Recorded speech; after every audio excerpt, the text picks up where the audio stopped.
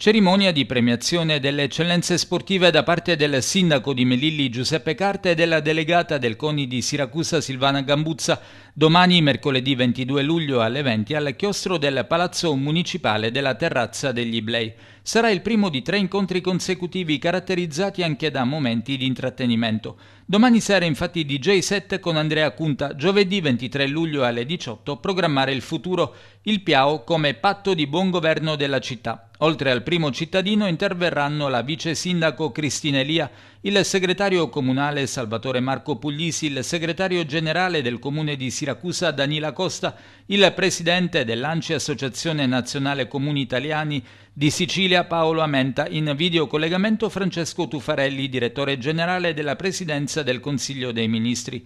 Venerdì 24 infine Melilli premia il merito nello studio con intrattenimento musicale di Maxim Di Stefano.